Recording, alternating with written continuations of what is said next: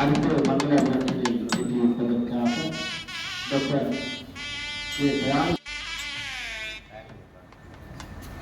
அடுத்து மங்கள விளக்கினை ஏற்றியிருப்பதற்காக பிரதேச செயலகத்தில் வெள்ளி வழியாளர் அவர்களை அன்போடு கொள்கிறேன். அடுத்து மங்கள விளக்கினை ஏற்றியிருப்பதற்காக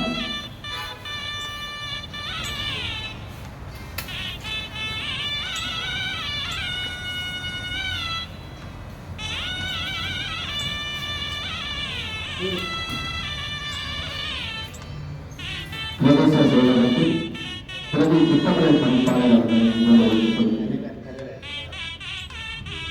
அடுத்து மங்கள விளக்கினை ஏற்றியிருப்பதற்காக ஓய்வூதியர் சார்பில் ஓய்வூதியர் சங்கத்தின் தலைவர் அவர்களை அன்போடு வேண்டிக் கொள்கிறேன்.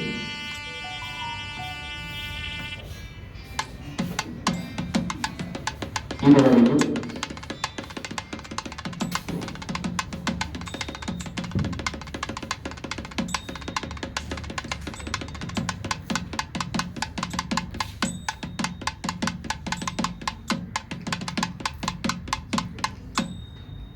அடுத்த மங்கள விளக்கினை ஏற்றியிருப்பதற்காக டாக்டர் சமூக மருத்துவர்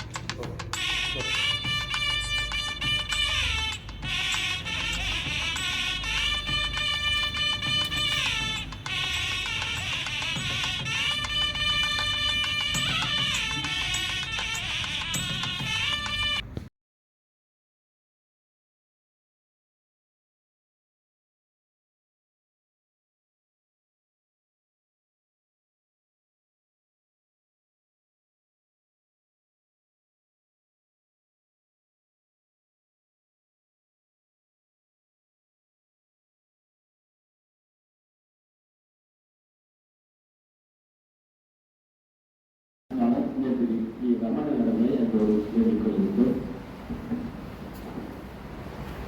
இன்றைய இந்த நிகழ்வுக்கு தலைமைதாகுகின்ற சுகாதாரம் மற்றும் தைரியம் கொண்ட வாழ்வு என்ற குறிப்பொருளுக்கு அமைவாக இன்றைய தினத்தை கொண்டாடுவதற்காக இந்த தினத்திலே உங்களுக்காக சிறந்த கருத்துரையை வழங்க வந்திருக்கின்ற அல்லது அது தொடர்பான ஒரு விழிப்புணர்வை வழங்க வந்திருக்கின்ற வைத்திய அதிகாரி திருமதி தயாளினி அவர்களை வரவேற்றுக் கொண்டு அத்துடன் நமது தென்மராட்சி பிரதேச செயலகத்துக்குட்பட்ட பிரிவின் கம்யூனிட்டி மெடிக்கல் ஆஃபீஸராக கடமையாற்றுகின்ற திருமதி ஜென்சி மற்றும் நமது ஓய்வூதியர் சங்க தலைவர் திரு சுப்பிரமணியம் அவர்களை வரவேற்றுக் கொள்கிறேன். அத்துடன் நமது இந்த நிகழ்வுக்காக கலந்து கொள்கின்ற பிரதேச பணிப்பாளர் மற்றும் நமது பிரதேச செயலக பிரிவுகள் ஓய்வூதியம் வருகின்ற ஓய்வூதியர்கள் உங்கள் அனைவரையும் நிகழ்வுக்கு வருக வரவேற்பதோடு குறிப்பாக இன்றைய இந்த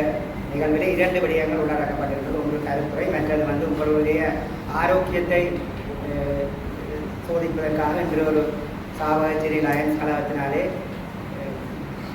மருத்துவ பரிசோதனையும் இடம்பெற நிகழ்வுக்கு பிறகு மருத்துவ பரிசோதனையும் இடம்பெறவிருக்கின்றது. ஆகவே சாவகச்சேரி லயன்ஸ் கழகம் சார்பாக வருகை தந்திருக்கின்ற திரு தர்ஷன் அவர்களையும் இந்நிகழ்வில் வருக வரவேற்பதோடு மீண்டும் உங்கள் அனைவரையும் வருக வரவேற்று என்னுடைய நிறைவு செய்கிறேன்.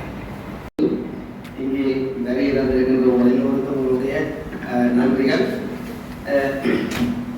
ஏற்கனவே வரவேற்புரையிலே எங்களுடைய கணக்காளர் ராவணன் அவர்கள் இந்த விடயத்தை குறிப்பிட்டுள்ளார். இன்று இங்கே எங்களுடைய ஓய்வூதிய தினத்துக்கு ஒரு சொற்பொழிவாற்ற வந்திருக்கின்ற சமுதாய வைத்திய அதிகாரி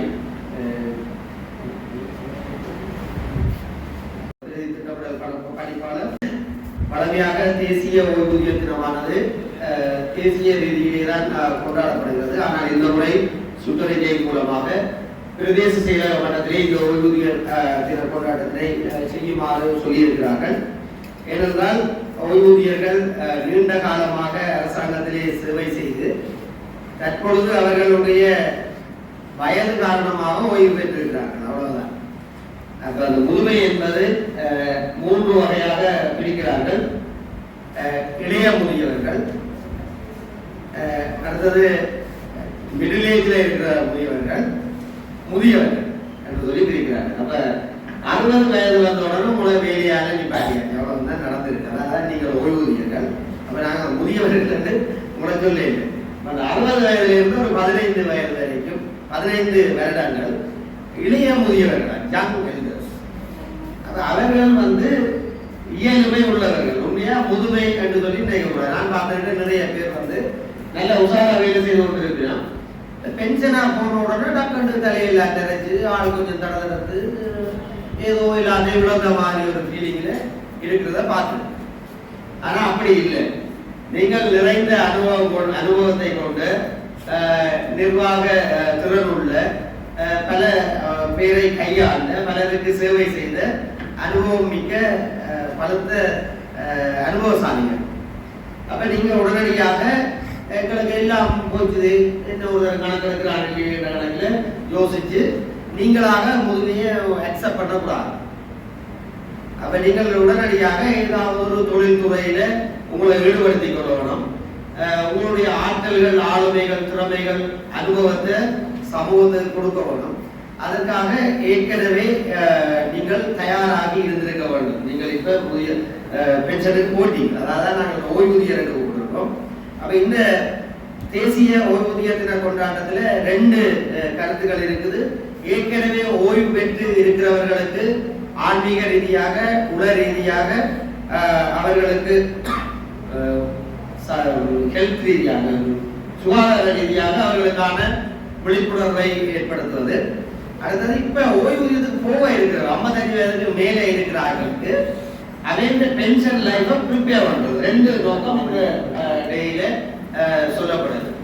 அப்ப இப்ப 57, 58, 59 இருக்கிற பென்ஷனுக்கு போயிங்க பென்ஷன் லைஃபை எப்படி கொண்டு போறதுன்னு யோசிக்காமல் அவர் கடைசி நாள் மட்டும் வேலையிலேயே ஆக்டிவா இருந்துட்டு திடீரென்று அவருக்கு பர்த்டேக்கு முதல் நாள் ஒரு பேவலில் வச்சு 2 மாலையை போட்டு அதை வாழ்த்து செய்தி கொண்டு அடிச்சு கொடுத்து அனுப்பி விட்ட உடனே அடுத்த நாள் என்ன செய்யறது தெரியாம அந்த ஒரு ஷாப் கொண்டு வருது, கல்ச்சரல் ஷாப்.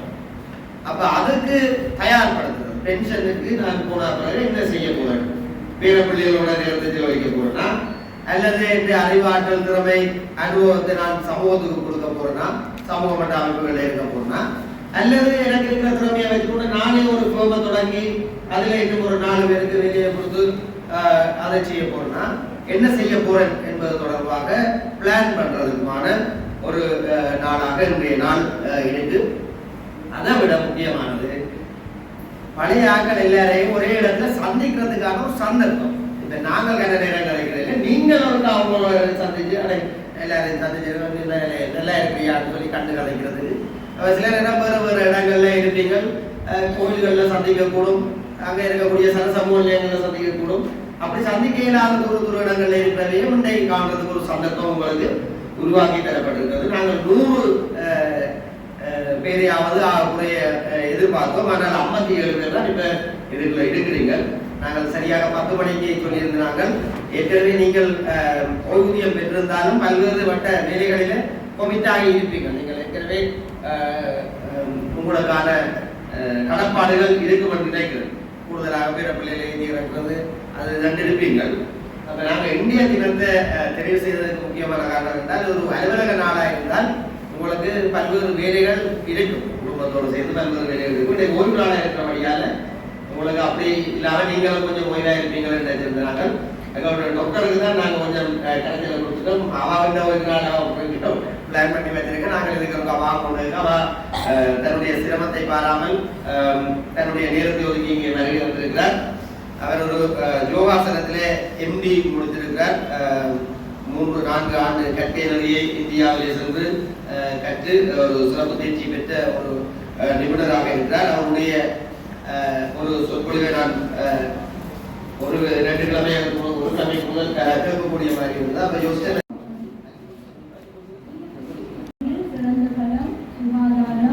மற்றும் தைரியம் கொண்ட வாழ்வு. நீங்கள் எல்லாருமே அரசு சேவையில் பல ஆண்டுகள் நிறைவாக, மனமாக, நேர்மையாக சேவை செய்து இன்று 60 வயசு தாண்டியோடே உங்களுக்கு ஓய்வூதியம் வந்திருக்கிறதுல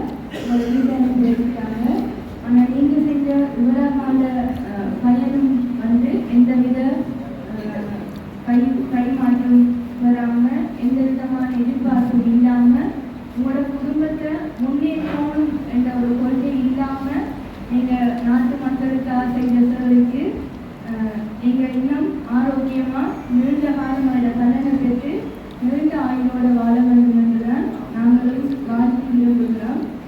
என்னென்னா பணமானது இதுதானே, நாங்கள் விழாவில் செஞ்சதை எப்படியும் அனுபவித்து தான் நாங்கள் போவோம். அப்போ நீங்கள் விழாவில் செஞ்ச அந்த நல்ல பயனுக்குரிய நீண்ட ஆயுள் வந்து நிச்சயமாக உங்களுக்கு எதிர்காலத்தில் கிடைக்கும். அதை கொஞ்சம் மேம்படுத்துறதுக்காக தான் நான் இன்னைக்கு யோகா அந்த பேரில் வந்து ஒரு எனர்ஜெட்டிக் ஆர்வம் இந்த பயிற்சியை தந்த டாக்டர் தாலினி அவர்களுக்கு மனமான நன்றிகள். உங்களுக்கு தொடர்ந்து யோகாசனம் செய்ய விருப்பமானவர்கள் சரியாக கையெழுத்து பார்ப்போம். யோகாசனம் செய்தால் நல்லா இருக்கும் போல இருக்குது. கையெழுத்து இப்படி நல்லா உயர்த்தி பாருங்க. கையை இப்படி 1 2 3 4 5 6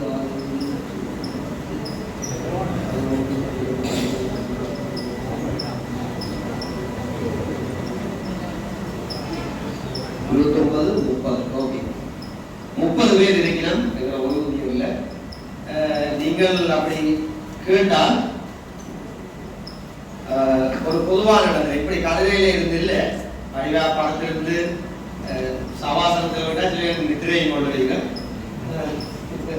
செய்யக்கூடிய மாதிரி இடத்தை அரேஞ்ச் பண்ணி ஆர்கனைஸ் பண்ணி தாங்கள் செய்யலாம்.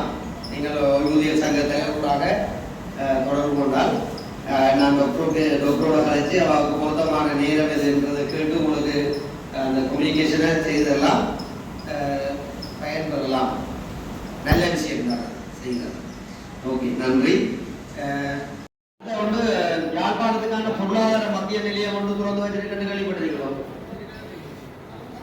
கேள்விப்படாத 3ஆம் தரம் திறந்து, ஆகவே அந்த 4ஆம் தரம் திறக்க விடாம வைக்கிறதுக்கு உங்களுடைய பங்களிப்பை நீங்க செய்யணும். யாழ்ப்பாணத்துக்கான ஒரு பொருளாதார மத்திய நிலையம் தென்மராட்சி பிரதேசம் செய்யப்படுவது. தென்மராட்சியில பல இடங்களில் வேறு இடங்களில் போய் அந்த கண்டெய்னர்காரன் நின்று கிலோ 200 ரூபா, கிலோ 220 ரூபா அப்படி கொள்வனவு செய்யற. ஆனா பிறகு ஒரு சந்தையில போய் கொள்வனவு செய்ய கிலோ 240 ரூபாய், 260 ரூபாய் கொள்வனவு செய்யற. ஏன் அந்த கண்டெய்னர்